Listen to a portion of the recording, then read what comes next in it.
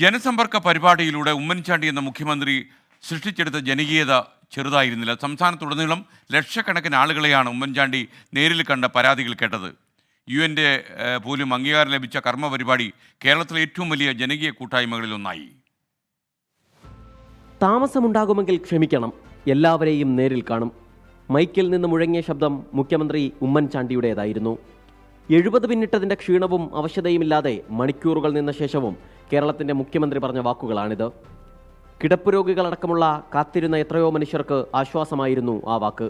നേരിൽ കണ്ട് പരാതി പറഞ്ഞവർക്കാർക്കും നിരാശപ്പെടേണ്ടി വന്നില്ല. കഴമ്പുള്ള പരാതിയെങ്കിൽ നടപടിയുണ്ടായി. 19 മണിക്കൂർ ഒറ്റ നിൽപ്പിൽ ജനങ്ങളുടെ പരാതികൾ ഒരു മുഖ്യമന്ത്രി കേട്ടു എന്നത് ആര് വിശ്വസിക്കാനാണ്?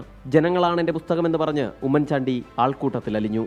ഓട്സും മോരും മാത്രം രുചിച്ചു, മറ്റെല്ലാം ജനങ്ങളായിരുന്നു. പരാതി പറയാനെത്തുന്നവരെ ബുദ്ധിമുട്ടിക്കരുത് എന്നതായിരുന്നു അദ്ദേഹത്തിൻ്റെ മറ്റൊരു വാശി.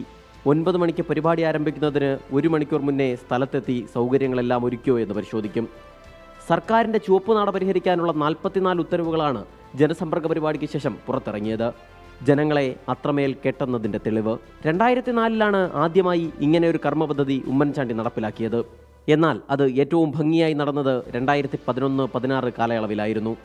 ഐക്യരാഷ്ട്രസഭയുടെ മികച്ച ജനസേവനത്തിനുള്ള പുരസ്കാരം 2013 ജനസമ്പർക്കത്തിലൂടെ തേടിയെത്തി.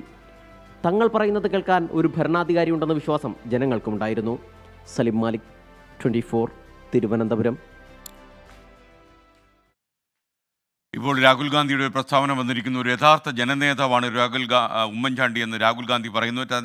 ഉമ്മൻചാണ്ടിയുടെ ജീവിതം കേരളത്തിലെ ജനങ്ങളുടെ സേവനത്തിന് അചഞ്ചലമായ അർപ്പണബോധത്തോടെ അദ്ദേഹം ചെലവഴിച്ചു എന്നും അദ്ദേഹം ഓർമ്മിക്കുന്നു. കേരളത്തിൻ്റെ ചരിത്രത്തിൽ കരുണയും എളിമയും പ്രതിബദ്ധതയുമുള്ള നേതാവായി ഉമ്മൻചാണ്ടി അറിയപ്പെടുമെന്ന് തന്നെയാണ് രാഹുൽ ഗാന്ധിയുടെ പക്ഷം. കേരള ചരിത്രത്തിലെ ഒരു മായാത്ത അധ്യായമായിട്ടാണ് ഉമ്മൻചാണ്ടിയുടെ ജീവിതത്തെ രാഹുൽ ഗാന്ധി കാണുന്നത്.